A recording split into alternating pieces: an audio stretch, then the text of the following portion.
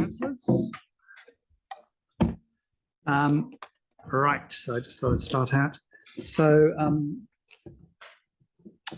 the activity plan I'm here to talk to you about today is the Mayoral Council and Executive Support Activity Plan. So what's included within this activity plan is the Mayor and Councillor Support Team, which is led by Ruth, includes Raywin, Mabel and Louise. The Advisors Team, which is Boyd, Daryl and myself. The Official Information Team, which Sean manages with 4 staff. And the Executive Support Team from ELT. So Duncan Sanderman also reports to me in the Office of Mayor and Chief Executive. He reported to you separately on the CIR team the other week. So you've done CIR through there.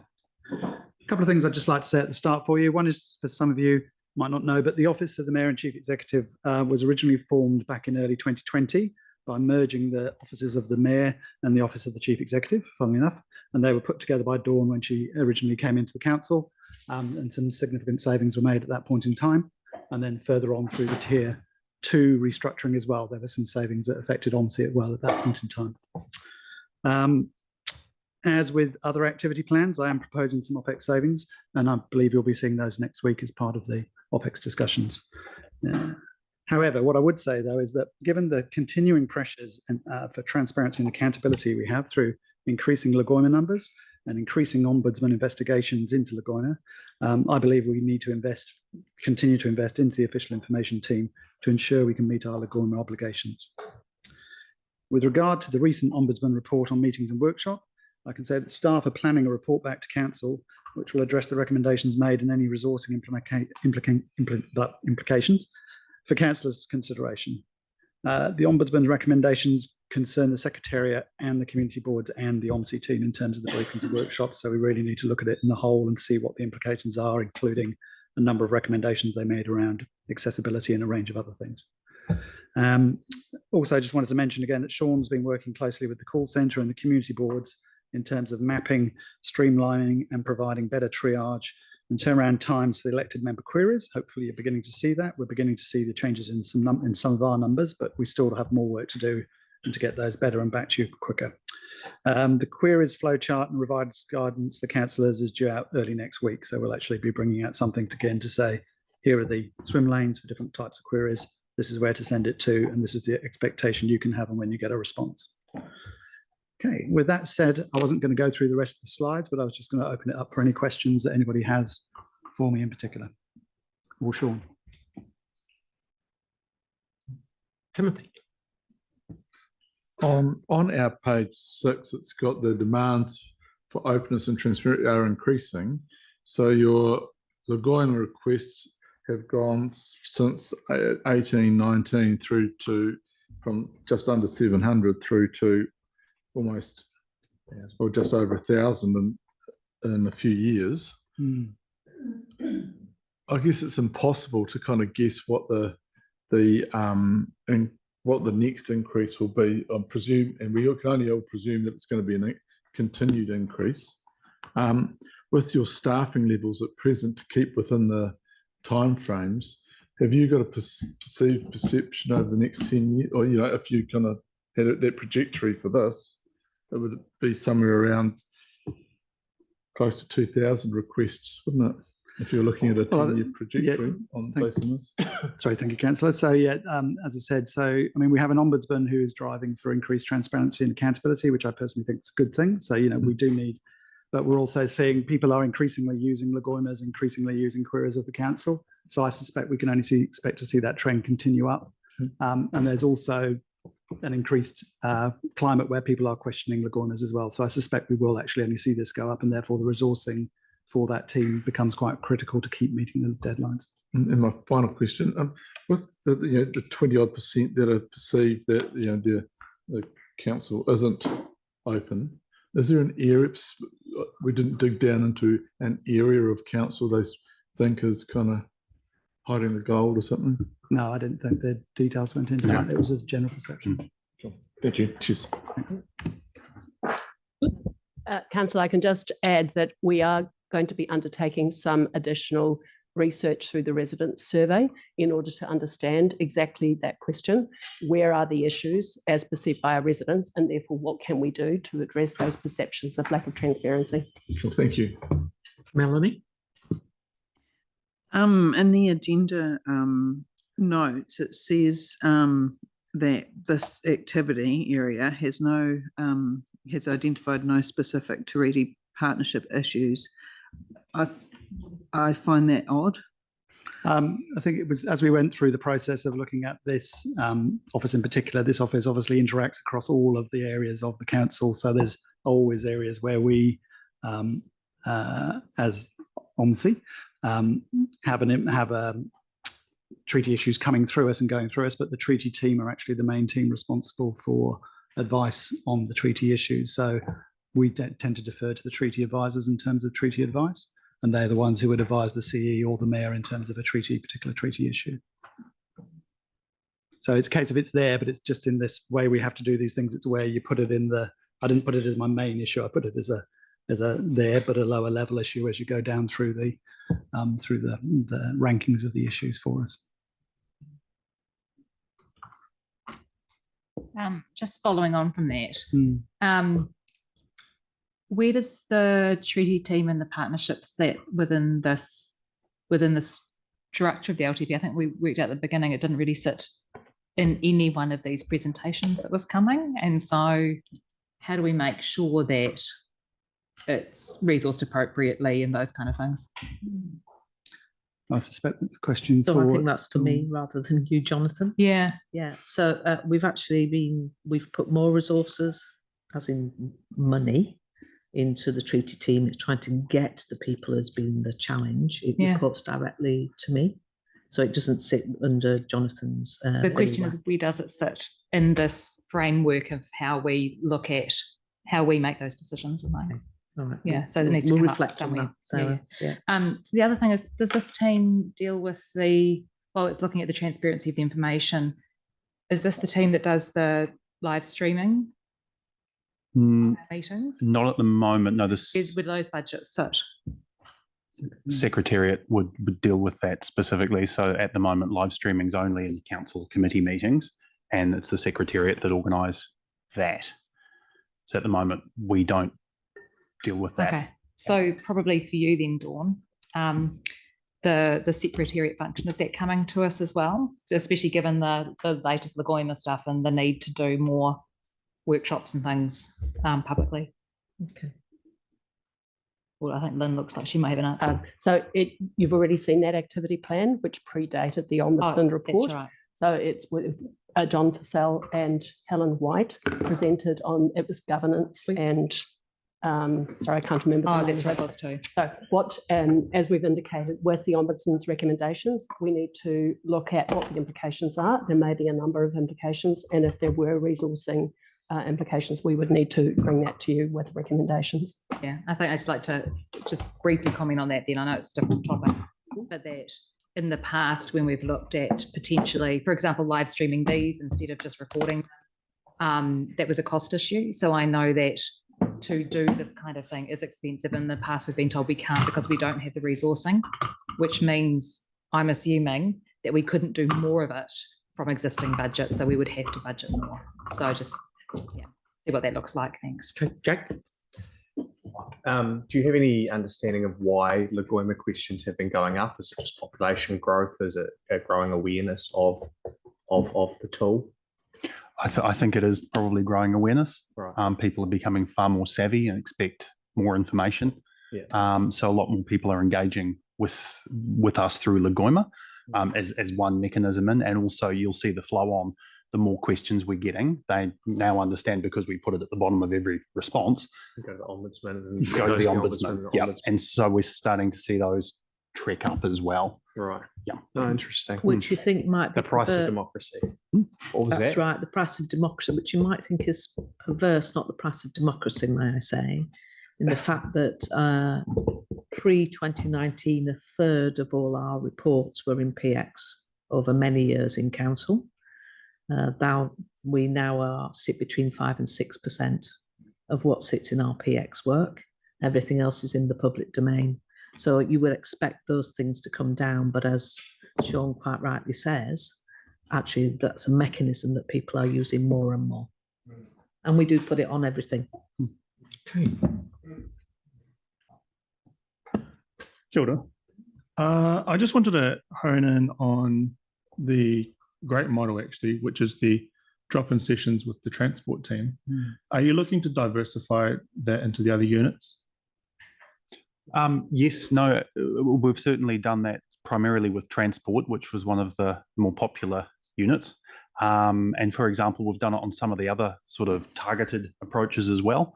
And so we'll certainly use that as a model for effective sort of feedback, questions, quick turnaround answers, get the right people in the room at the same time. It's quite a valuable tool to use. Yep. No, that's cool. Great. Cheers. Thank you.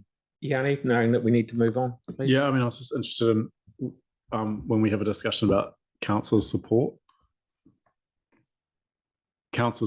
or lack of, or increased support for councillors. You know, we've got one person looking after a huge number of people.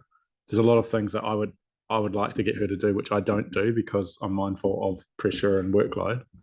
I'm just wondering at what point do we have a discussion about the support that we get and what the right level is, and it may be not just around additional resource, it might be the level of support where it comes into the organisation. But I don't really understand enough about how that role works compared to the office of the CE and the mayor. Anyway, I just wanted to raise that as something I'd like us to think about. No, point taken. Thank you. Cool. All right, look, carry on reward list, please. Okay. Thank you. Thank you.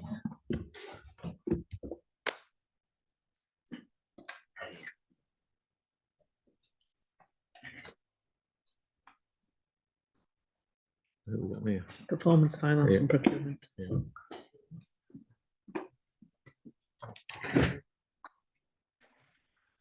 Right, me again. Just to introduce this one, this is a joint functional activity plan. The idea being that we have some overlap in what we do. I'm going to speak to mine first and then the other teams will as well. My subset of this is performance planning and performance. We have 5 levels of service there that are required by legislation, or sorry, underpin legislation.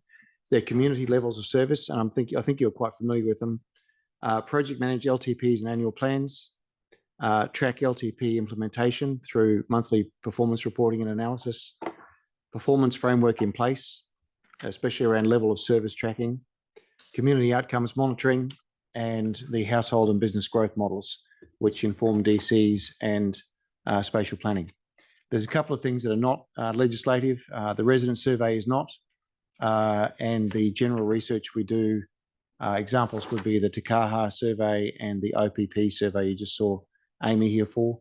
Those are not mandatory, but they often are extremely useful. So those are my levels of service. There's not that many, and they haven't changed greatly over time. I'm happy to field any questions on what they are or how they work. Shall we do that at the MP to when your colleagues have gone? Okay. Then in that case, I'll hand over to Russell. Good afternoon, everyone. So there's about 11 sub-teams, I guess, within the finance team. A number of the levels of service there that we've had in the previous LTP promoted that we take those out. They're either internal task management, which is happening anyway, or they're legislated, like the annual report, asset valuation and the likes. Those things are happening anyway, but they're not, I guess, an external level of service because they are managed within, well, there's a legislative requirement to do those things. So there's not anything additional coming through. Pretty much the activity plan isn't significantly changed from last time, although under the hood, there's a lot of work in space with continuing looking at the way we do things, better use of systems, increasing in training and the likes. So look, I'm just happy to take any questions at the end, as Peter said.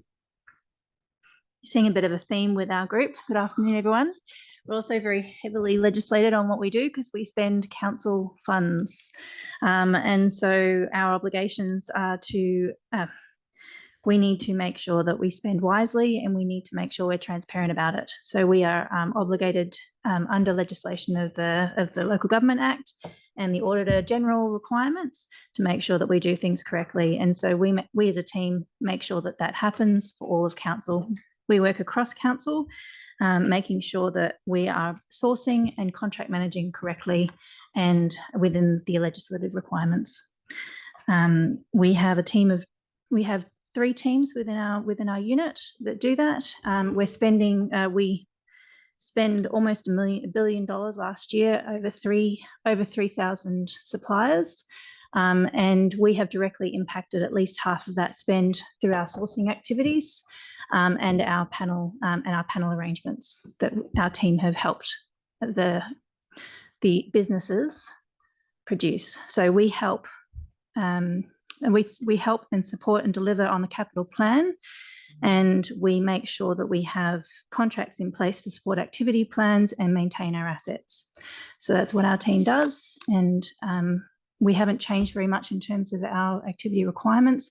The only thing I will note is that we are going to be reviewing our policy in the next 3 years or in the next year, which will impact on the next long-term plan review. Thank you. Happy to take questions. Carla? Kia ora. This one might be a great question for you three. I wanted to talk about contract management as such, and around us having to work under policy and be mandated under that policy.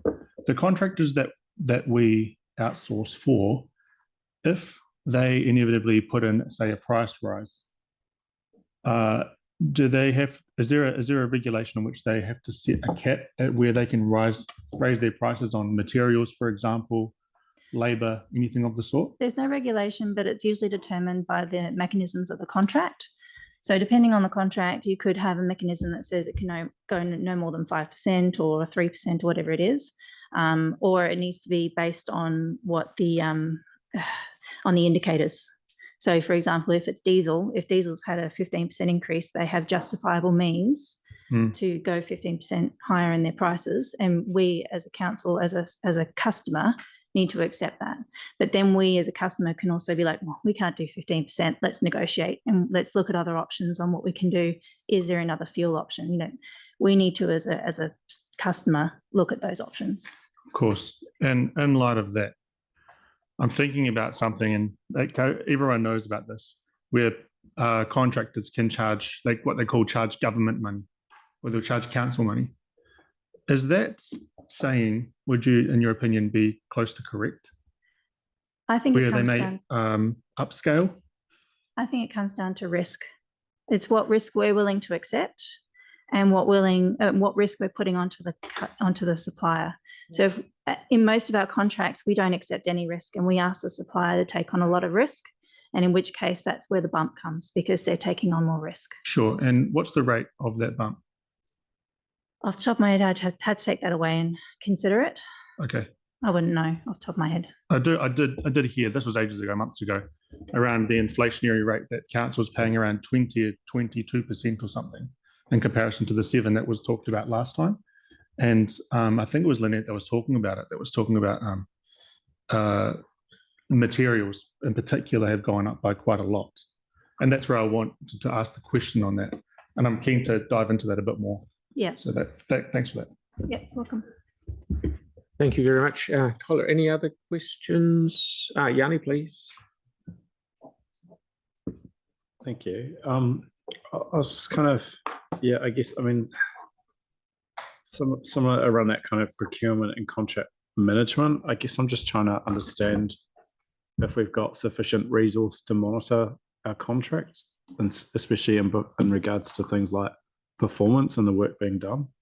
I guess I do have concerns that, and it's probably more an anecdotal stuff that people tell you rather than factual, but that's just the world we live in. So I just wanted to make sure that we do have sufficient resource around ensuring that the work that people say they're going to do for us and that we pay them for is actually getting done in a timely manner. Yeah, it is a valid question.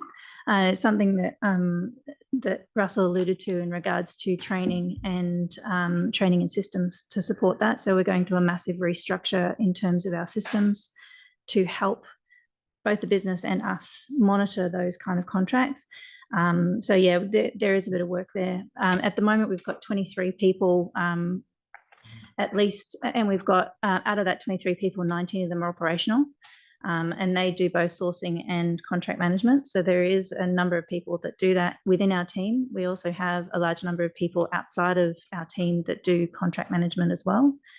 So again, it's that support offering, it's that centre of excellence, it's that place that you can go to know exactly where you go, because we do it every day.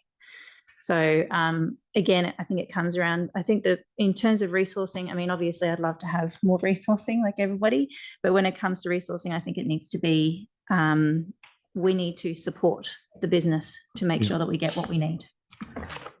Do we have enough resource to make sure that when we're signing contracts that we're putting in enough safeguards? Like, do we have enough time and capacity to ensure that when we are doing contracts and procurement, that we are putting in a robust understanding of what we expect and who's responsible? Yeah, so again, that let's make sure I'm answering it correctly. I guess if I give you a real life example, which is obviously the organics plant, which, you know, what we got told at the council table was very different to what we ended up with in terms of the contract, which has now created a huge financial challenge for us as an organisation. And I'm just, you're getting a wee bit off the planet there. No, but I just thought it was helpful to give the example of. To be fair to our procurement colleague, it's a contract that is many, many, many years old. Yeah, no, I totally appreciate that. It's really, yeah. Well, the other one I'd give would be City Care, where, you know, 20 years ago we were told that they had all this technology and all this data was going to be provided, and then when we came to the last we got an update on what was happening, and it said, oh no, the data isn't compatible, and now we need to do XYZ on new software and IT. And you kind of think, well, wow, that's quite a surprise, because for 20 years or 10 years, I thought that's what we were doing. So I'm just kind of interested if we have enough resource at the start of contracts or as part of the contracting procurement to really understand what the risks are and make sure that we're mitigating those risks as best as possible, recognizing that obviously things will come up. At the moment, we have 2 full-time contract engineers that work on our assets contracts and our big contracts within our procurement team. We also have 4 category managers that look across the sourcing and delivery of those contracts, of the big contracts across strategies. So, for example, they'll work with a business like transport, and they'll look at a transport strategy and they'll make sure that's enacted from a sourcing perspective, but also from a contract management perspective. I think the team generally from a strategy point of view and making sure that those gaps are plugged are okay. Maybe some of the support that can help that team is probably where we're struggling. Okay. So making sure that we get those I's crossed, making sure that we have someone to help them get into that strategic headspace. Yeah. And the only other question I had was around the revaluation level of service that we're deleting. And I guess, I don't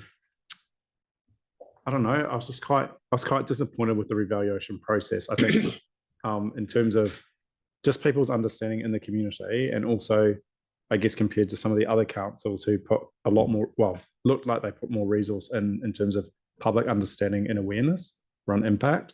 So I'm just wondering if we need to look at having something additional that does give us a kind of requirement to make sure that we are investing resource in helping people understand the revaluation process. There's a couple of questions in there. Taking the revaluation process is legislated. It's, you know, when by the Auditor Valuer General requires us to do that. And it's in the Local Government Rating Act as well to do that process. How then we go and do it? I take your point.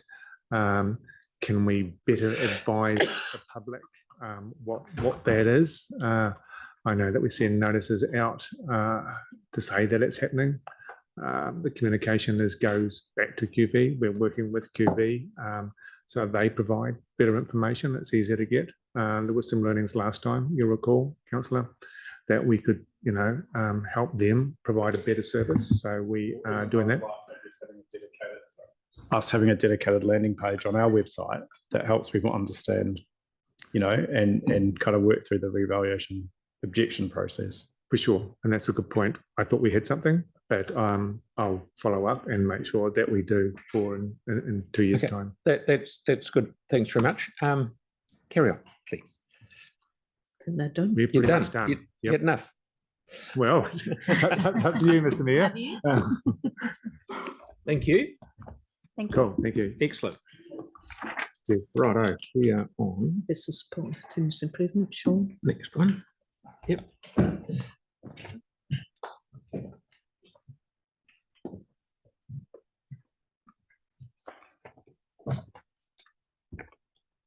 Good afternoon. Good afternoon. I'm Sean Archer, Head of Business Support and Continuous Improvement. With me, I've got Mel Wilson, Manager of Business Support, and Ross Bartlett, Manager of Continuous Improvement. First off, I want to note, not only is this my first LTP process, but it's also the first process for the unit as a whole. So that's super exciting. I'll take you through quickly the plan, take you through what we deliver as a unit. So we're made up of three main parts at the moment. First is continuous improvement. So that's organizational wide initiatives to be collaborative and work in an agile way to deliver enhancing improvements across the organization. In the general and technical administration space, we're responsible for support and administration functions. We work really hard to add value by allowing operational teams to focus on what really matters. The whole unit is governed by an ethos of focusing on adding value and driving meaningful improvement across the organisation. And then we have HR administration. So they're responsible for the end-to-end employee life cycle support, onboarding, employment changes, remuneration changes, offboarding, that kind of thing. And if we move over a page, there's some interesting statistics. So at the time of writing, we had 88 improvement initiatives under action, 134 improvement ideas received via staff engagement in the continuous improvement pipeline. We had received a 97% citizen satisfaction with cemetery support services, which was a great news story. And the hardworking HR admin folks had pumped through in the last year 6,523 pieces of HR administration. Might be interesting to take you through the current improvement themes we're receiving from the improvement pipeline. Citizen experience, process improvement, customer experience, finance, technology, and automation. So those all come with potential benefits of an enhanced citizen experience.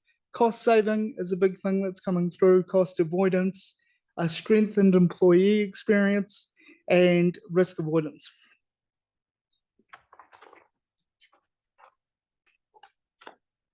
Just see.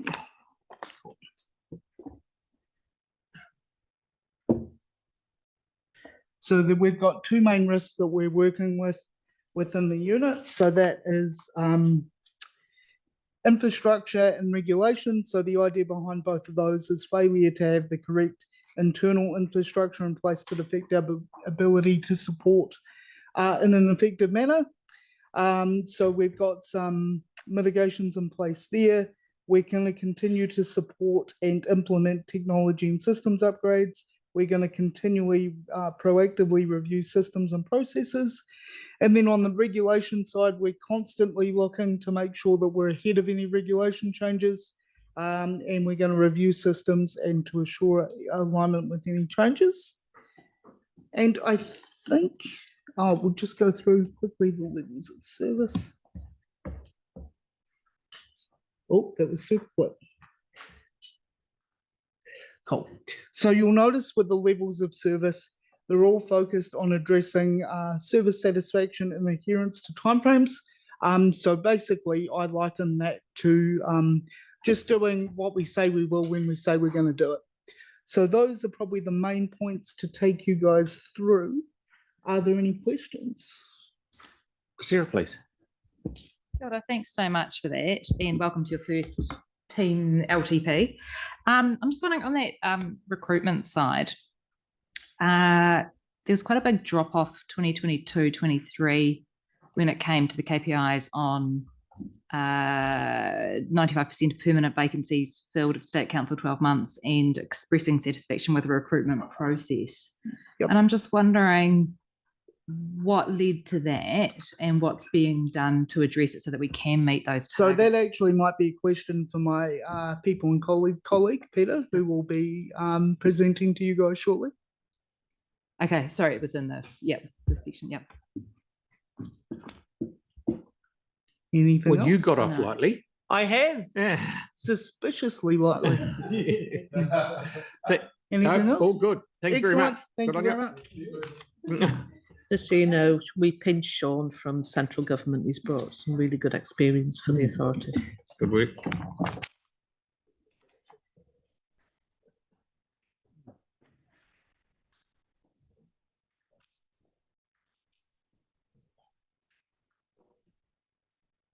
Kia ora. Here. I'm Peter Keegan. I'm the head of People and Culture. Welcome. Over to you. Yeah. / over to me to present to you. Apologies. The People and Culture function leads 4 key areas. So we have recruitment, our business partnering, and human resources advisory. So taking care of the day-to-day work with staff. Along with organizational development, who look at our organizational culture and the initiatives that we require to grow and to build capability to deliver for today and for tomorrow. And then the all-important payroll, so that we make sure that all staff and councillors are paid in a timely fashion. We are a very busy business unit. Ultimately, people are the biggest variable in an organization. They also bring the most excitement and the most amount of work. The team have been quite busy with regards to everything that needs to be done. So in the last year, we've supported over 600 recruitment processes. We've recruited 715 new employees. And delivered 245 workshops to 2,963 people, including a number of which were facilitated by our internal people and culture team as well. We have a number of leadership programs that we have on offer, and with people being the biggest variable, we have quite a bit of work in the employment relations space in ensuring that we meet our good employer responsibilities. And we also work with staff who aren't performing or are having difficulties in delivering their job. And ultimately, we've delivered 104 payrolls in the previous year, and then worked through a number of issues that arose out of that. From our strategic objectives perspective, the aim for us is to be a good employer, and for a number of our initiatives and what we have in the document, it's about how do we deliver a functioning people and culture service to the business, noting that with everything that we do, it impacts on the organization in some way. If we take people out of the business to attend a course, there's the question of backfill. If we have high turnover in areas of the business, there's the question of how do we continue to deliver services. If we have everyone coming to civic offices for a course, what is the impact on our travel and our carbon? So there's quite a lot to take into account with that we work through as best we can. From our risks perspective, there's a number of risks that we've highlighted that we need to work through. So the biggest ones being around technology, regulation and reform, our population and demographic changes, and our Tiriti partnerships. In the regulation and reform space, as we all know, there's been a number of changes to regulatory regimes. And so as an organization, we need to strategically look at the impact of those. What is the impact of the Three Waters reforms in whatever shape it goes ahead with regards to our core workforce, and also the workforce that could or might transition outwards? What will the impact of local government reforms be? Or what are the other reforms that are happening that will impact our overall capacity and our ability to do our work? Technology, as always, is a big variable. How do we use technology to make smarter decisions around our workforce and our workload? And as the population changes, how do we make sure that the workforce of council remains relevant and also mirrors the population that we serve? And ultimately as well around our Te Riti partnerships, how do we grow our own internal cultural capability so that we can continue to deliver what's expected in an appropriate way? So that's a brief overview. I'll pass it back to you for any questions that you might have. Right, Sarah, then Tim. Thanks. So that question I had before, that's on page 138 of our agenda, but that kind of that not achieved space that had dropped when it comes to recruitment, sort of down to 60% rather than 90%, and people not staying for the 12 months.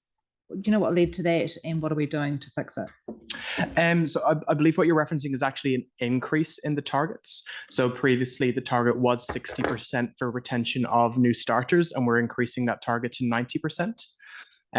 So we're looking to lift the bar in that regards.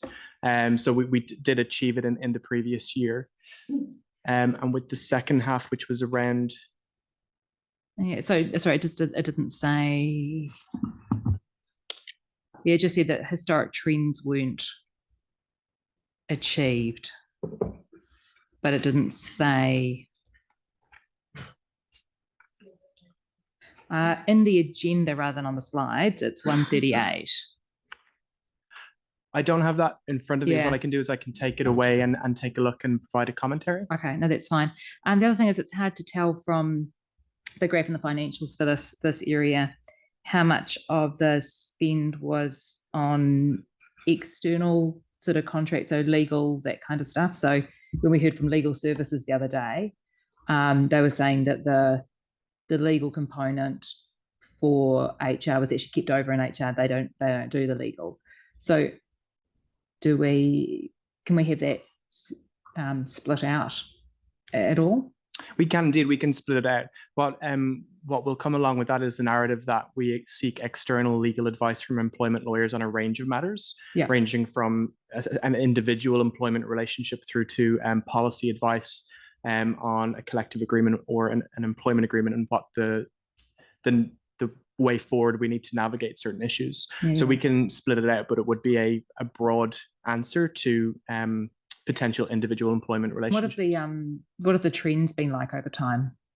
The trends do vary. So it depends as to, there's a number of things that can influence it. For example, over the last number of years, we have had a turnover of staff within the People and Culture unit. With that brings a loss of tacit knowledge and institutional knowledge as to the way that we do certain things. And when that transitions out, it requires us to get some external advice, which would therefore become a cost. Organizational changes or the consequences of organizational change might result in expenditure in that regard. So I can go and take a look at the data and come back with a closer narrative to what's been happening. That would be great. And just on page 145, there was a high inherent risk still on, so you get moderate, likely and high on that professional development opportunities. And there's a plan there to do something about it. So if we could have the actual information about the historic professional development funding and then what's planned over the LTP, that would be really good. So I know that it dropped off hugely with COVID. There wasn't a lot of available, that kind of thing. But I know that, people are really feeling that, and we want to maintain and upskill and retain staff with that. So absolutely. So we do deliver a range of professional development workshops and courses internally through our own internal capacity. The way that council operates from a funding is that it's a devolved funding model. So individual heads of service hold the budget for professional development for their teams. So we'll be able to provide some commentary as to what that has been spent on in the past, but with regards to the future focus, it would be subjective to the individual heads of service and what they're working with regards to the capability gaps within their team. Yeah, that'd be great. And I know that when it comes to the private sector and even with a lot of government agencies, there's kind of a threshold or a percentage that they kind of use as a baseline for individuals' professional development when it comes to up against salary and things. So it'd be good to know where we're sitting for our funding relative to that. compared to external organisations that are sort of similar size. Thanks. Yeah, thank you. Just on our page 61, which is the snapshot of provision and use, I noticed there's nothing about exit interviews, because I mean they can actually be a really important building block, and certainly help senior management inform the elected members of trends and possible improvements and threats, etc. So I just noticed there's nothing in that information. So is that appropriate or? Exit interview, they're an interesting one, and Yeah, we do absolutely. them and we offer them. It will typically relate to the tone that an employee is leaving the organization in. Yep. I'm we know talking the constructive ones. Yes. That's fine. We do know is with our exit interviews coupled with our working at council survey, it gives us focus for a number of areas that we can turn our attentions to, where there is the potential to create change that might result in reducing turnover or putting the right initiatives in place to create that positive workplace culture. So we do have them, we do use them, we just haven't built them as a metric. Okay. What we're conscious of is that it's not required for people to do an exit interview. So it's around the action plans we can create from them to generate those insights, as opposed to reaching a percentage completion or a certain number of people do complete them. Okay, thank you. Cool. Is this the part where we ask work to be done around a shared surface with CCHL companies and CCHL? Yeah. So sure, okay. But as part of the Auckland CCO review, one of the things that they raised was that we have a lot of duplication across the council families of HR support, and we should look at maybe some shared service delivery. So, I mean, I don't know what that would look like, but I just want to, I guess, put on record that I think that would be actually quite a sensible thing to do in terms of saving money, and possibly an opportunity, to reduce costs and get better value. So, and I think it might be very appropriate, Councillor Johansson, for you to potentially, with your fellow members, to think about that for the letter of expectation as well. Right. Okay. Yeah. Cool. And then the other question I had is around the idea of outsourcing versus directly employing. Does that fit into this category, or is that basically your department's basically wants people already directly working for council? Yes and no. So part of my team's function is to work with heads of service and our GMs to look at workforce planning, and to take a look at opportunities and opportunity statements around the opportunity to either employ a person to do a work, to outsource it to a third party, or to look to bring in specialized contract resource depending on the skill set that's required. So my team do work with those heads of service on making sure that the resources and the considerations that need to be given are thought through. I mean, I guess just to flag, I mean, I'd still prefer that we looked at the opportunity to directly employ cleaning staff, etc. Now, I mean, don't know what the answer is, but I just would like us to have that consideration of understanding about what the trade-off might be. But certainly what Venues Otita have done, where they've gone to direct employment, I think has been hugely beneficial. So just wondering if we can do the same here around those ones. That I think maybe some of the campgrounds as well, we contract in third parties to deliver. Yeah. Yes, I think we'd have to align that with the contract timeline. Yeah. Yeah. Obviously, because council did make a decision probably 2 to 3 years ago now, in terms of the cleaning contract, if I remember correctly. But we've asked, I think the Section 17A review get brought forward or done around some of those external services. But it was really just a high level look at what might be, if we wanted to consider it, what that would look like in terms of getting more work done, if it's even worth doing. I don't know at this point, but yes, that is a question you raised as part of the 17A reviews, and we said at the time the advice from Bruce Rendell was that Peter, related to the issue of the contract. Cool. Thank you. Okay, thank you very much. Great. Peter's going to stay there. I'm staying. You can't get rid of me.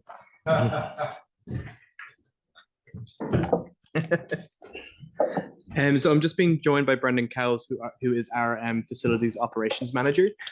So currently I'm acting as the lead head of service for our facilities and asset planning function. So I'll also be taking you through the next one, which covers facilities management, fleet management, and asset planning and management.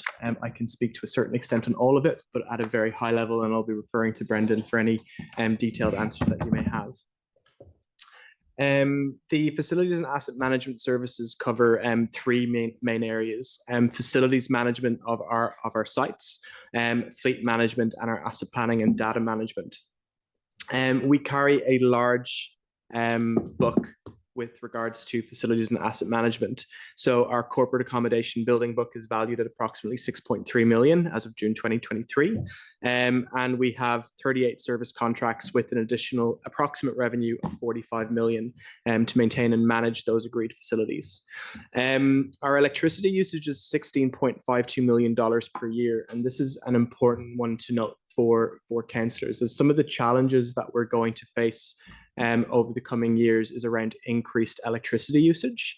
So as the landfill gas becomes end of life, we will need to start looking at alternative heating solutions. And with that comes some interesting challenges for council and for ratepayers with regards to making sure that we are procuring and implementing solutions that are fit for purpose and will deliver value for council and for our ratepayers, particularly as electricity usage does increase. We deliver a number of programs of work around managing and maintaining our assets. We, in the last year, delivered 600 reactive maintenance jobs per month. And we had 4,600 unique planned maintenance jobs per month.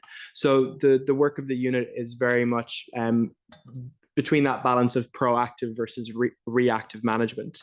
With the proactive management ensuring that we deliver our assets, remain stable and viable and deliver what we need them to deliver. And in this case, when those assets stop working or don't work as planned, it creates the biggest disruption to our staff.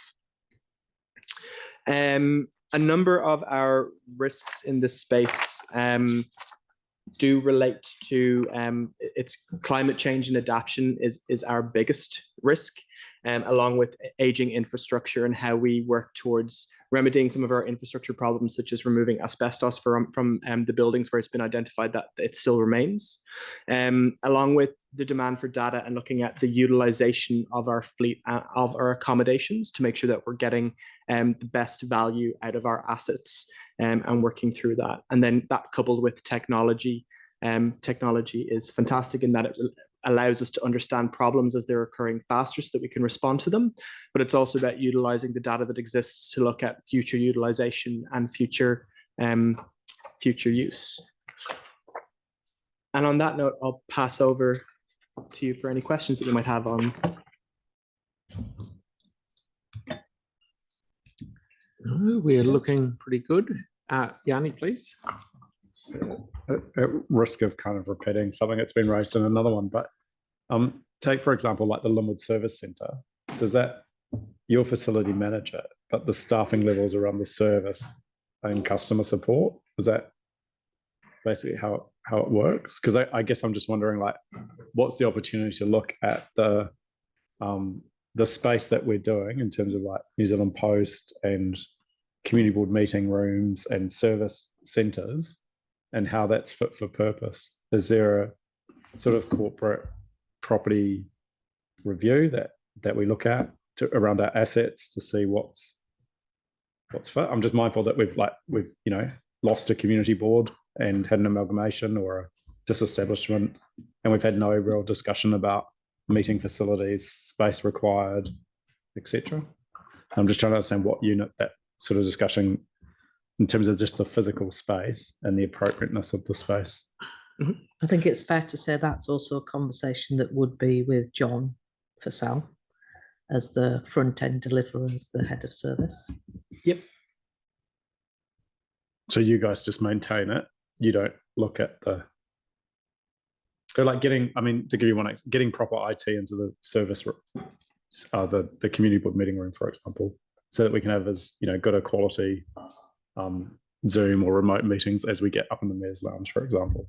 Mm. Would be an obvious one. So I think what I'll answer is that we're currently doing a review of our utilization across council and what are the, when we look at our aging infrastructure, what are some of the things that we need to take a look at? One of which might be looking at outfitting the buildings that we do have with the technology that we need to do our jobs or to enable our citizens to engage properly with the work that we do. So as we review each site and as we come up with a plan to move forward, that forms part of that consideration, and it forms part of the broader LTP plan as well with regards to the costs that will come with that and the return on investment for ratepayers. Right. So it's part of a broader conversation as to how we use our facilities in order to achieve effective services. Do we need to, so one of the resolutions I think we've got somewhere is looking at the use of solar, grey water, rainwater like for our facilities. And I don't quite know where that's picked up. Like obviously you look at, you've got some levels of service around that in here, but do we have a sort of, do we need to have a specific kind of action to make sure that there's resource to actually do that? I guess I'm just mindful of some of the times when we refurbish our facilities, we're told that there's no budget available, that it doesn't make economic sense to do some of those things. So where it makes sense to do it. So for example, in this building, we have solar panels on the roof and we do collect grey water to service the building. It comes to the age and stage of the building. So as we look at the asset management plans per site, we can then look at if there's improvements, what are the costs and trade-offs that can come with it. We do know that with the pressures that we're going to be facing around our electricity usage in the future, it creates a great opportunity to look at putting in place the infrastructure to be able to work more off those renewable sources of energy. And that forms part of the carbon emission plan that's detailed in this document. But it's about making sure that, again, that we don't put solutions in place that tax the ratepayer or put an onus on the ratepayer to fund something. It's about making sure that we put assets and the solutions in place that are fit for purpose and deliver now and in the future. Right. Okay. Okay. All good. Yep. Tyler, and then Sarah. Good, guys. Okay. I want to refer to the proactive maintenance planning that you've implemented here. Was that underway prior to this financial year around the proactive management of your assets? I think that would be Brendan answering that one. Yes, yeah. So that's when the latest City Care contract got underway. Prior to that, I'm not sure. That's before me, but definitely within this this last round of the City Care agreement, proactive maintenance has made up a big part of that. Okay, and just for clarity, who audits the assets themselves to ensure that those assets are maintained appropriately? There's a mix between City Care have a requirement and feedback that information to us, but then also my team and Mark Hinton's team review the work as well. Okay, so with that hybrid model, on average, what's that sort of workload look like between you both? Does it sort of like a 50-50 kind of workload? So my team deal with the operational side, so they're out pretty much every single day visiting a number of our assets throughout the city, and they'll do that on a rotation. Mark's team looks more after the renewals and then the larger projects that require capital input to fix whatever issue. So it's probably higher volume for my team, but higher value for his. Okay, and does that include assets that are subleased? Yes. Okay, no, that's cool. Thank you. Sarah. Thanks so much. In this area, there's a technical term, the risk levels that are still in that medium high kind of space. So sort of looking page 90, 190-ish of our agenda.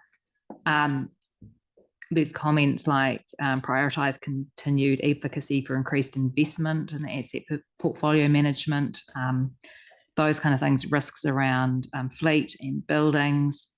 And yet, for the most part, we keep being told we can do everything within existing budgets, but there's these huge risks. And I'm just wondering, I know in the annual plan we put aside, once that was identified, additional funding to make sure that we're maintaining to an appropriate level, because assets were going to decline.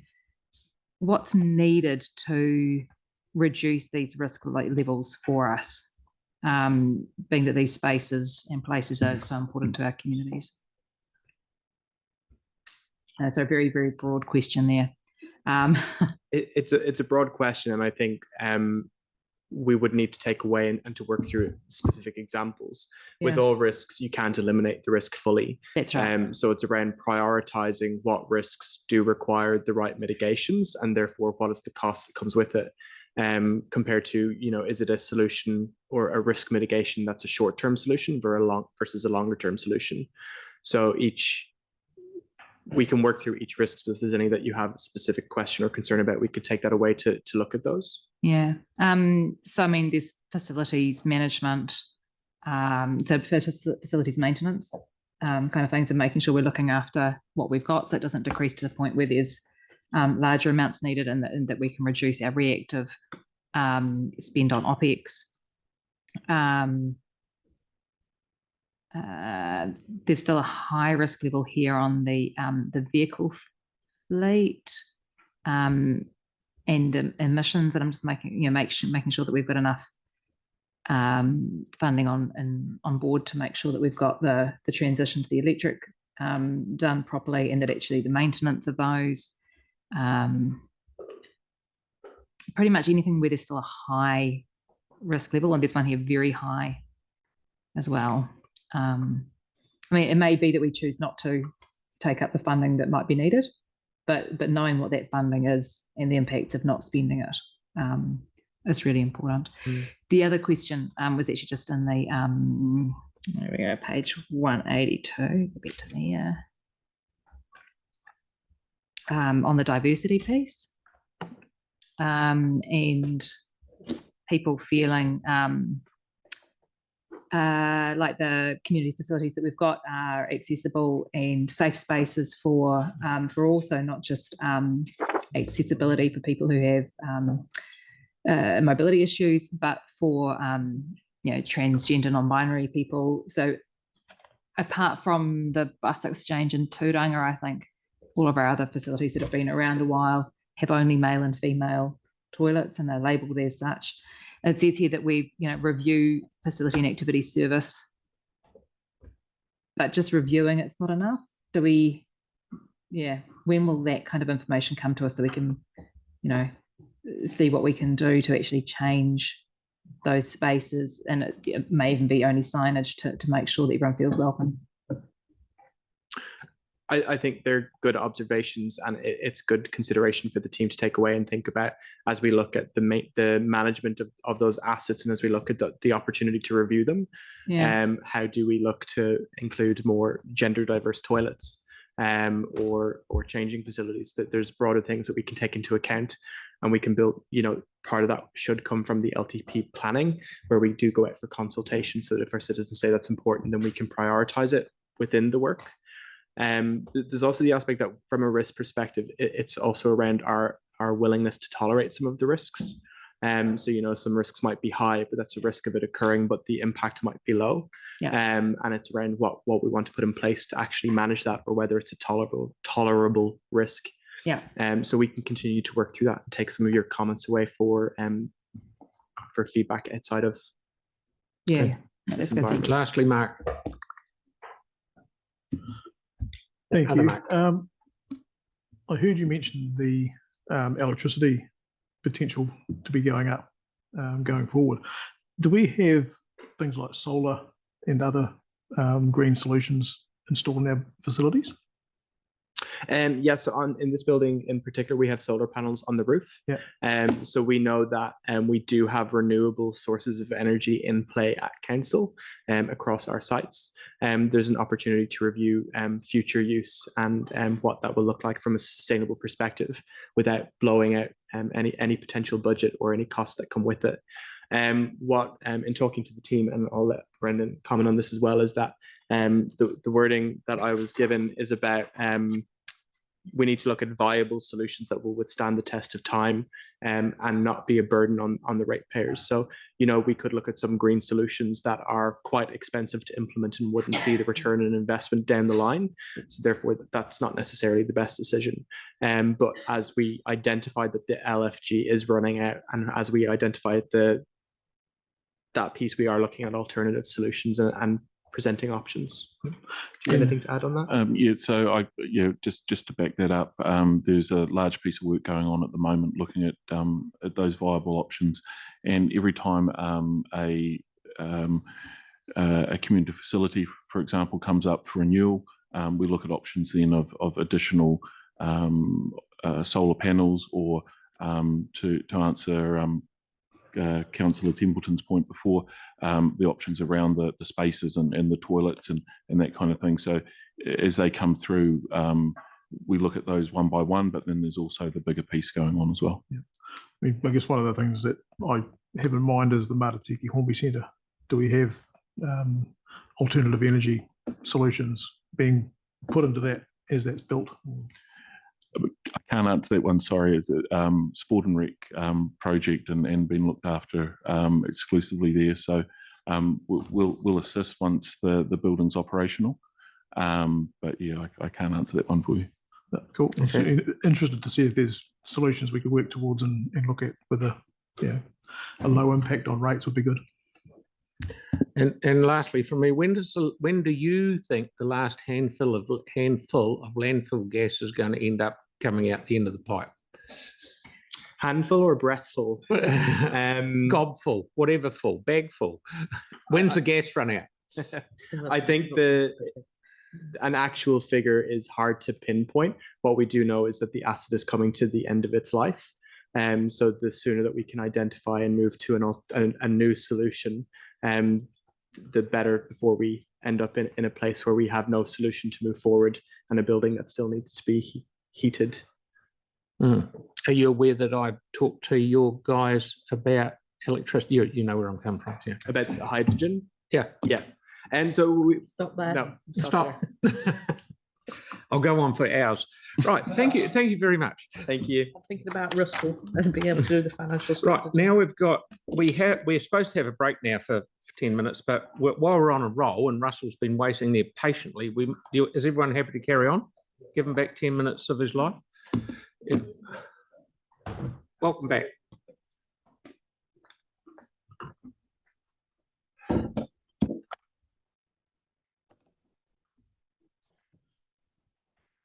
Thanks very much, Mr. Mayor. So this is stuff, as the heading says, financial strategy building blocks. I'll just outline a couple of a number of matters going through, and then at the end of it, there'll be some questions that we'll be seeking, I guess, the narrative and direction from council and as we build it. So building the financial strategy is an iterative process, as I'll sort of explain. So just starting with, what is the financial strategy? It sets out how council funds its programs and projects. So we update this in each LTP. It supports the strategic projects. So I won't go into the number of those, but that's what it does. And the next comment, that it sits hand in glove with the infrastructure strategy. Now we hear that term a bit. So what does it actually mean? So it's happening in a practical term as we speak now. We're working quite closely with Andrew from the PMO as the capital program is built, and he's working with the heads of service that have capital projects. And so the infrastructure strategy guides the infrastructure priorities, if you like, throughout the LTP. So we sit with that, and the financial strategy sits with that and says, okay, so where is the spending going, and what's the limits it can be, and what does that look like year on year? So working quite closely with Andrew in that space. Supports, like it says, a deliverable and affordable program. It ensures that levels of service are maintained. So that happens in the infrastructure strategy, but we're looking at the funding of that and delivering new assets to meet community needs. So making sure that those matters are in, and ensuring that there is funding for growth projects in there and where that comes from. The strategy itself determines the reliance on and use of investment income. So that's quite significant for Christchurch City. And it balances the financial resilience with rates affordability. So ensuring that there is flexibility for future ratepayers, sets a debt cap, how much council can borrow. And within that, it sets the Treasury and financial benchmarks and covenants to make sure that we are in compliance. And they are, I guess we pretty much follow what the LGA, Local Government Funding Agency, has pretty much as in that space. So moving through, just I guess looking at what's facing us right at the minute, and there's nothing new in here, but just to put it on one line, I had to on one page, I had to squeeze the page up to fit it all in. You know, we're well aware that we're facing immediate and longer term challenges. A number of reforms from central government, and there's a level of uncertainty within that. Affordable Waters, Resource Management Act, Future Local Government, a significant piece of work last year, which waiting to hear. The drinking water standards, what that means and how quickly we have to move. In addition, we have the strategy will make assumptions on the inflation and the trajectory in that, matching the tradables and non-tradable categories of that. That pretty much drives the interest rate movement, and we are well aware of the jump that's happened in that and what that is likely to be going forward. How we respond to climate adaptation challenges.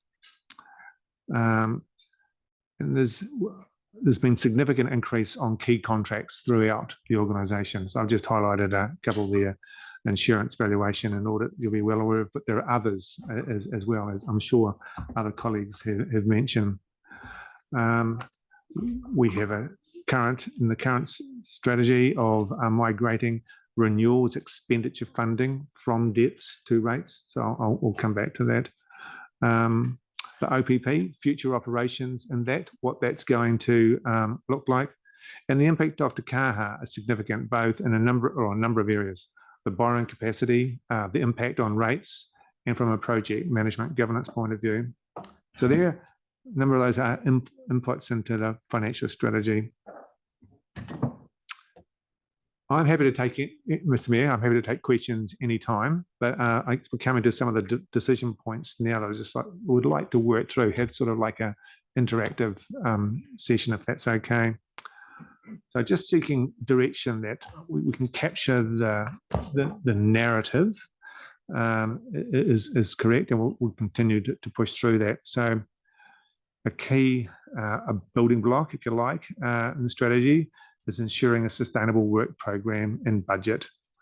So that the key focus of that is making sure that future generations continue to have scope to make decisions. So we don't push borrowing up or exhaust other options so that they can't do that.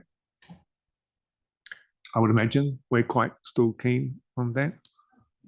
Yes, certainly. Oh, sorry. Sorry, there's a mix of trade-offs in there though. So if you don't invest in things so that you allow future generations or future ratepayers the ability to be flexible, then you may not have invested in something which then ends up causing them more costs later on, if that makes sense. It does. Yeah. And so how do you weigh those things up? That's a really good question. Yeah. So the thing I think is the key thing is that both of those need to be considered. So yeah. Correct. They're not mutually exclusive. They are hand in hand. You're quite correct. Yeah, but we tend to frame it in the having cash available or debt available for future generations rather than having infrastructure in place so that they aren't, for example, constantly just cleaning up after disasters, if that makes sense. No, and you know, lack of investment. So Councillor Templeton, just to add to that, if we think about the infrastructure strategy that we developed over time and changed quite drastically, it absolutely is, first and foremost, how do we look after what we've got? So that's the investment today. And then how do we think about that in terms of the future lengths that we're going to have to go to over 30 years as well? So you're right, you've got to look at it completely in the round rather than if you think Yeah. 2, 3 lines. Although thinking about it completely in the round means that you don't just put one of those first. No, so that it will be balancing, and there will be issue of risk. Yeah. And how do we manage the risks and be able to go forward? Yeah, thanks. I think it's a good point. And even not even if, but we could include the timing of those things in there as well. Like it might not all be available at the front end, but ensuring that it is covered off in the term of the LTP. Yes, you're right. We just don't want to leave, okay, we've got all this debt room. So, but if we, like the cheapest time to build things is often now, isn't it? And that's right. Yeah. Yeah. And also investing in things now may not only avoid costs because things are more expensive to do later, but avoiding, so for example, the mitigation work that we need to do on climate change to lower emissions. Yeah, for sure. That kind of thing saves people enormous cost later on. And there's a stack of reports on that around. And it's going to rise as we go forward, because the other thing, I guess, in 10 to 15 years, all these new buildings, big buildings that we've bought, we'll be looking at semi-significant upgrades and things. So within 10 to 15 years, every big new flesh building that we've got is going to need some kind of semi-significant investment.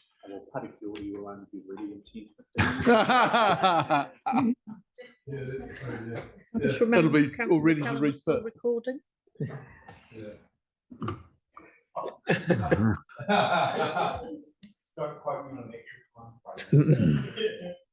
Cool. No. Thank you for that input. So next point I've got is maintain stewardship of community assets and resources. So as we've already mentioned this afternoon since I've been in the room, that means looking after what we've got. So prioritise spending on renewals. And that the note that I've got there, and we're still doing this calculation because renewals is bouncing around, is renewal expenditure matching depreciation. That's a measure that we'll put in that space. So we don't fund depreciation, which that means we don't rate depreciation. We've got to we look to see that renewals does match it from a calculation point of view. We put a value for ratepayers lens over expenditure, both from a deliverability and affordability focus, looking at effectiveness. So things that we've already put over the OPEX program, and it is happening as we speak, is efficient and effective expenditure that we have going on, and where that isn't, can we cut that back? Looking at what must be done as opposed to what could be termed more discretionary. So heads of service and together with their finance folk are working through this now. We will have a minimal impact on level of service. So that's the focus. And looking at whether the items that we've identified, whether they are one-off or ongoing. In addition to that, we're also looking to identify other revenue opportunities as well. So, like it's both sides of the equation. You either cut your costs or increase your revenue. So, both are important considerations putting through.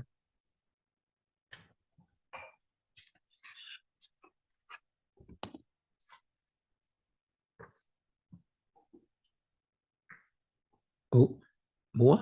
All good? There's only 2 more slides. Yeah, Karen. Yeah. So, key focus is, they're all key focuses, set sustainable, affordable rates levels across the term of the LTP. So that will be aligned with appropriation inflation metrics, and we're about to get the update from that through from Burrell. So the current target band, just based on the is in around between 9 and 12%. Just sort of stop there to see if there's any feedback or variation to what we have there. That doesn't mean that that's where it will end up. Clearly. No, that's correct. That's our higher, could be lower. That's our target. That's right.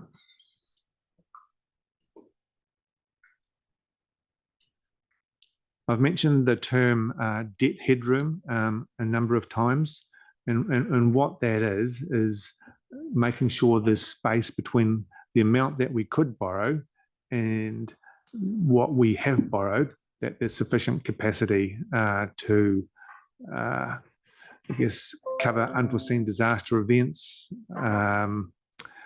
making sure covering for insurance where that's going to be changing. We're well aware that's going to be changing, and we'll have more information on that in January. Unfortunately, I'd like it sooner, but that's when that'll be coming through.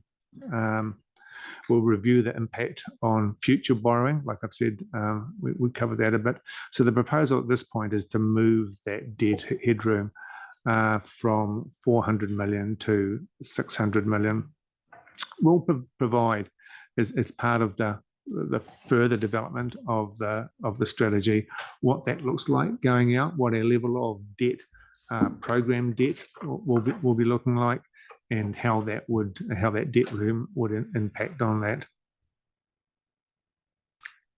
Proposing to continue to use debt as a tool for maintaining intergenerational equity. So currently we have a debt repayment calculation. It's over 30 years. Not all the things are over 30 years. You have IT equipment, which of course is much sooner, and some of our larger assets will be lasting a lot longer. So we try and spread it over the term of the asset. But from an average, it's about 30 years. So that's what we're looking to keep in place. Proposing to continue to fund growth projects by development contributions. One of the things that we've discussed partially in this setting, and certainly with ELT, is the maintain or pause the migration of the renewals expenditure funding from debts to rates. So recall, it's the strategy currently sets out that we'll be moving funding our renewals, which is currently by debt. Well, no, it's a mix between rates and debt at the moment. It's about 60% at the moment, moving it up to, I think the target is 80% by the term of the current LTP. And so one of the pieces of work that we're doing is looking at, okay, so what would be the impact if we pause that or change that? So currently it's sitting at 2% per annum for the rest of up to 2031. So we're just looking at the impact on that and see what that would do. And lastly, but certainly not leastly, is reliance on investment income to offset the rates requirement. So one of the options could be, okay, if we had investment income coming through, is it to offset rates, or is it a mix of offset rates and perhaps lessen our requirement for new debt or for other capital works? Considerations, but so those are I guess the considerations that will be once we've done more work on what that looks like, but how that will play out. That's the last line and the things that I wanted to discuss, Mr. Mayor. But look, I'm really keen to get feedback from councillors and yourself on those things, and if there's anything else that you would like to be considered as part of the strategy. Okay, Melanie, please. You got a few wee questions. With the growth projects funded by DCs, are we bringing in enough DCs to cover the growth projects that are projected?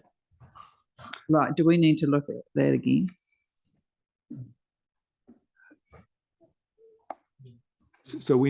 Okay, two parts of that question.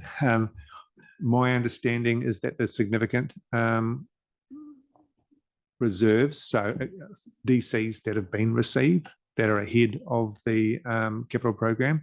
Whether it's in all the activities, I'm not 100% sure, but overall we are. But I can certainly clarify that for you. It would be good to see that, especially in relation to the different DC. We collect them for different things, like parks or. Yeah, absolutely. We've just done significant work in that space to try and identify that, so we can bring that back. Great. So when you said re-look at it, was that what you meant? Just what I'm wanting to know is if we're going to we use DCs for growth projects, but if we want to primarily use them for that, are we bringing in enough income for that? Because then that can reduce rate increases, obviously. That's right. You know, so do we need to look at the DC policy again and change it around? Okay. The DC policy is being reviewed, but we'll make sure that that's. But it'd be good to do it in alignment with the projects we've got planned, and maybe ones we should be planning. Also, I noticed it said earlier about climate adaptation was one of the yes points, the landscape. It doesn't mention climate mitigation and carbon emissions. I would have thought that would be there too. Good as gold. Because I also thought alongside the financial strategy, this is what I was expecting, that we would have basically every project would have a financial dollar value cost to it. And then next to that would be, this is the carbon emission or climate cost of this project, so that we can now make decisions looking ahead to trying to reduce our emissions to half by 2030, which is only 6 years away. Because if we're not doing that now, we're going to be way too late by the time next LTP comes around. No, I can feed that back to the project team that there is because we need that information. And the other thing about maintenance, I agree with that, but there's also ways of maintaining assets by using them less. An example being roading. If more people are biking, there's less cars on the road, therefore less maintenance required. So there's other ways of looking at that. Thank you. Thank you. A quick couple of things. When it comes to provide space for unforeseen disaster events with moving that headroom, I think that it's really important. But apart from AF8, the disaster events that we're likely to get will be weather related. And I'm just wondering if some commentary needs to go in there around the things we're like, the disasters are going to have weather-related disasters are going to have a higher impact on us if we haven't adapted our infrastructure ahead of time. But for example, if we're investing up front, even if it takes more out of the headroom, then our population, our residents are less impacted by the weather events and they don't become disasters. Does that make sense? It does. So that kind of protective space, and whether increasing the headroom would end up restricting us on adaptation. And I'd be really reluctant to do that if that was the case, if that makes sense. The other thing is that really early on in this process, the potential for a climate levy was discussed, and we were going to get some information back on that, and that would have to be part of a financial strategy as well. And that one does address that intergenerational equity piece where, so for example, future generations aren't the ones who have caused the issues that are impacting our communities now when it comes to climate change and will in the future.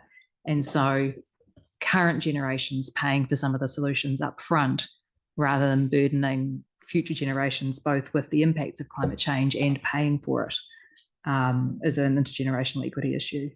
So if we could have the information on the levy at some point, for sure, in time for this, that'd be great. Thank you, Pauline.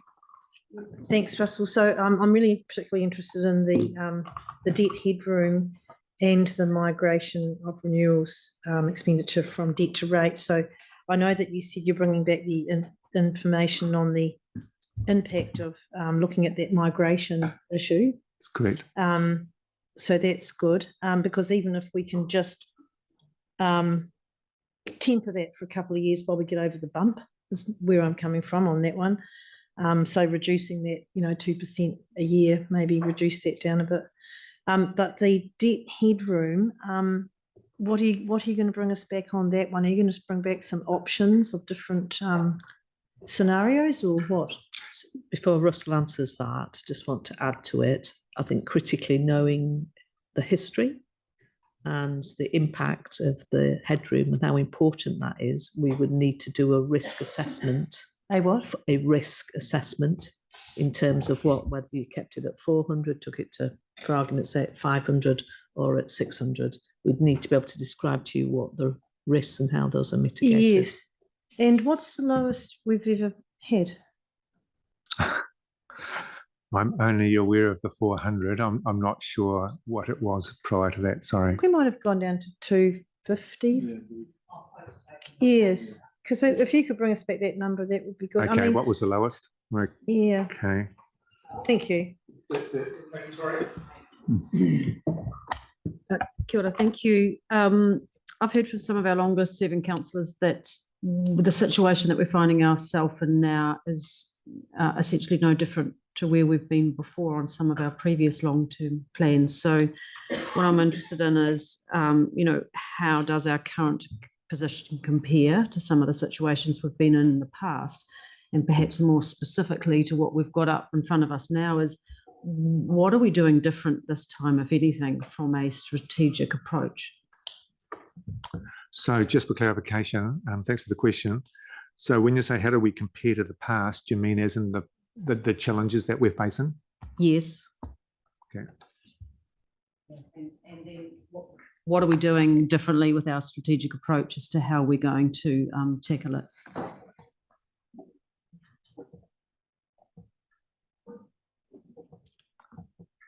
It's a great question. I'll come back. I'm not sure how we look to what we've been. So therefore I can't say how we're doing it different. I can say what we're looking at now. Yeah. Tackling it is through the levers that we've got. So it's up to us to decide. But these aren't new levers. So I'm just trying to understand, what is it? If we're finding ourselves in an extraordinary position here, then how are we responding differently?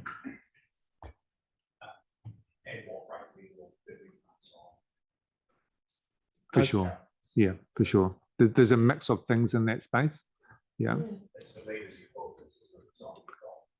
That's correct. Yeah. Hang on, Tim, I'll do one. Russell, just could you enlighten me on growth projects funded by DCs? At the moment, DCs will pay for, say, ponds out in Sparks Road, and all the developers out there pay towards that pond. It will pay to a new water pumping station, and all the sections in that area pay to that. What are we looking at doing? Look, when you say growth projects, what will new houses or new sections be hit up for? Something different? No, Mr. Mayor, that's consistent with what we currently have.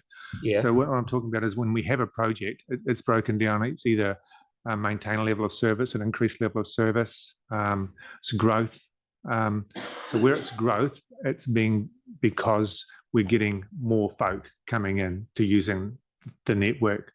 So the calculation is how much of the work that we're doing is growth related, and that's the amount that can be funded by the DCs. So that's the calculation that's done. So if you, I don't know, just numbers out of a hat, you're doing a project that's $10 million, you quantify that $6 million of that project is because of growth. Otherwise, you would just be extending what's currently there. So therefore, that $6 million needs to be funded by DCs. The other part of the project would be primarily funded by debt. What I'm getting at is, you know, practically every section in Christchurch is roughly $30,000 of DCs. And that goes, I've seen the list, it goes a bit towards parks, a bit towards roading, a bit towards sewer already. Yes. So this will be on top of that. Oh, no, that's just excuse me. That's just outlining what we're currently doing. That's what it's saying, that we're going to fund growth projects, which is those things that you're talking about. Okay. If we're developing, then that's growth. You know, we're adding to. So therefore, that's the amount that will be funded by development contributions. We already have that in the strategy. So I'm just confirming that we're going to be maintaining that. Yeah. Okay, no worries. Tim. Yeah, thank you. Just to be a little ray of sunshine, if you look at the future of the city and in the big picture things, you know, I mentioned, you know, that we've got some new structures built, etc., underground infrastructure. So the next 10, 15 years, we'll be having to look at maintenance and upgrades of those, as the Joy of Selwyn will be looking at as well. So we'll be able to enjoy their pain. But, you know, we're looking at, say, 20 years, we're looking at sea level rise effects. And at any time from now through till then and further, we've got the possibility of the Alpine Fault and what can happen there. Is it time to talk to central government? It's irrelevant of the electoral who's in, about the changing of how we do things, because it just seems since 2011 there is always something. And no, we're talking about our debt to headroom. We're expanding as a city, but I think as Melanie was alluding to, the DCs aren't really for that. It's almost like we're permanently playing catch up, but we're slowing down. Yes, yeah. So yeah, so. Well, Okay. I don't know. I mean, it's not. There's not. I mean, it's just. I keep waking up in the morning, thinking, well, wait a minute, this is extraordinary, but it's actually not. I don't know. Is this the new normal for us and our children? Yes. No, that's a very good point, and it was partly addressed in the Future for Local Government section, what I covered earlier. So looking at, what is the best shape for local government, and what's the funding that come through?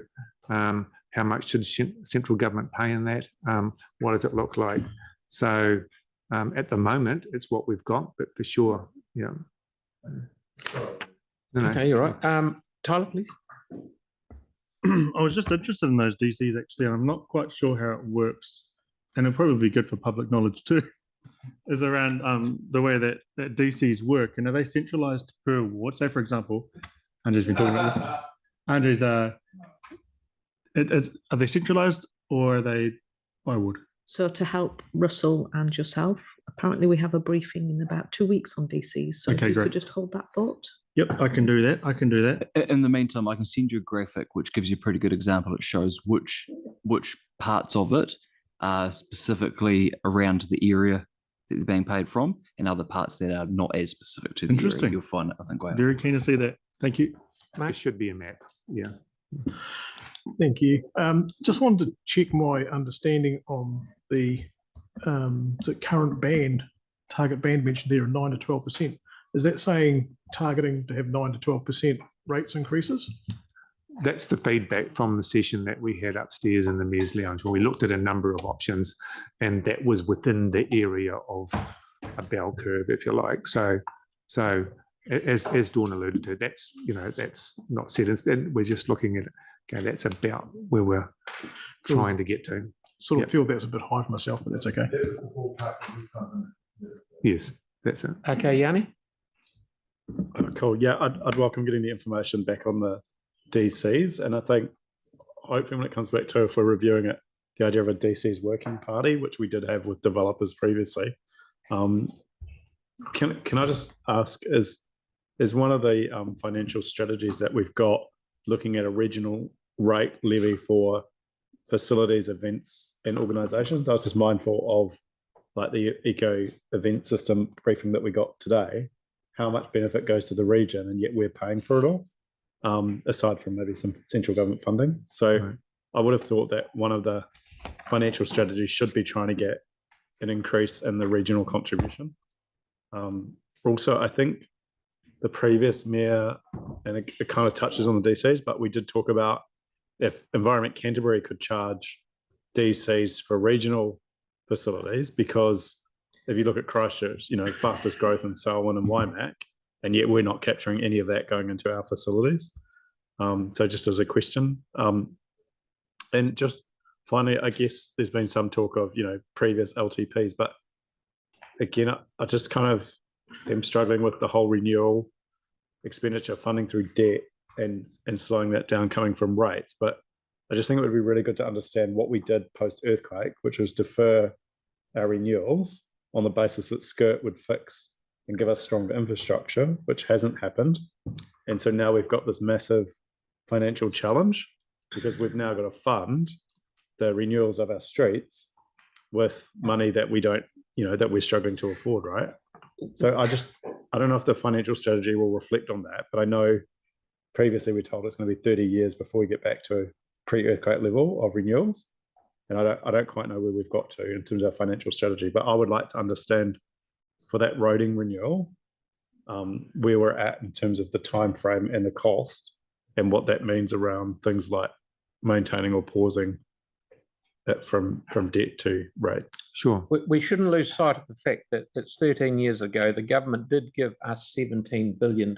We can always find something that's 17 billion. Not fixed properly. They didn't. Yes, they did. 1.7. No. No. Well, Anyway. I mean, just regardless though, from the public's understanding of our financial situation, I do think that's an important part of telling the story about the challenges that we're facing. I mean, if we're going to have to replace 900 meters of brick barrel at $21 million, that's a massive financial impact. That's post-earthquake. It's 120 years old though. No, it had skirt repairs to it post-earthquake that failed. And now we're having to pick up the cost. So after you raised that previously, Councillor Johansson, I asked my team to do a piece of work. I've given the memo to the mayor because he asked me to provide it to him so he can then discuss that with you as elected members. Yeah. And I did that this morning. Yeah, right. So Mark. Sorry to disappoint you. You're welcome. You're welcome. Just looking at that DCs to fund growth projects, does that include transport projects? Like I'm thinking of a particular project which has been deferred for 13 years, and that was due to the post-earthquake skirt. And then we've had massive growth, but the transport project has never caught up. So are DCs able to be used for that sort of catch up? Look, I can't talk specific projects, but just in general, DCs fund growth projects. So if it's something that we're doing because of an increase in population, then that would be deemed a growth project. So the DCs would fund the growth component of that. Yeah. But like as Dawn pointed out, there's more knowledge than I've got coming in a couple of weeks' time to sort of Thank you. Bring that through. Yeah. All right. Have you got more to go? No. Collecting information, Mr. Mayor. So thanks very much for the feedback. Andre? Thank you. You mentioned in DCs there's a good amount in reserves. Yes. I'm told we've got a $0 budget for new footpaths. So what is the reserve up to? If we don't have money for the bare basics, that should go with growth. I guess it would depend on the work that is it a growth project that we're talking about in footpaths? Well, connecting subdivisions would be growth, yeah. Yeah, possibly. I don't know the details. It's a really good schedule of DC projects that we've currently got in terms of our LTP, and if we're looking at those, but we can't spend DC's money, that project is not going. So it's a good cross. But I presume that's not the information to get that. Cool, thank you. Kelly? Andre's done his. Kelly, please. Yeah. Thanks, Russell. Yeah, just in terms of my thinking on these things, the current target band of 9 to 12%, that's going to be for the next sort of year or so. Look, when we set the rates in the LTP, well, propose the rates in the LTP, we look at it over the 10 years. And so there'll be a line, what's the average over the 10 years? And it might be a couple of lines, but a bit like a Manhattan, only not so jagged. And so there'll be, like it might be the first 3 years might be a different average to the next 3 or to the next 7. So, yeah, so that's currently where it's looking. We haven't done that modelling yet. Yeah. We're still gathering information. Yeah, that's good. Yeah, I just don't see that as sustainable for our residents long term. But I definitely think that our rates should obviously be linked to inflation. In regards to debt headroom, I think the more debt headroom we've got, the better. And I would actively work towards that, using every lever we've got. I think it's just prudent. Reviewing debt repayment terms currently 30 years. I mean, what are the options? Can we push out to 60, or is 30 sort of an extreme edge? It's the longest that I'm aware of, but I don't know all councils. Yeah, for sure. Yeah. And could you just explain reliance of the last point, reliance of investment income to offset rates requirement? Sure. So what that's saying is that the investment income that we get primarily from CCHL is used to offset rates. So then the investment comes in, rates requirement goes down because we've got extra income. Right. That places, as we saw with COVID, that places pressure on the organisation when that revenue isn't there or drops significantly. So should we then, if that income was then perhaps more if we could transition to putting it on new debt rather than borrowing. It was used for some debt or other capital works. Some if there was a project that surprised us and we wanted to be working on, could it be used for that?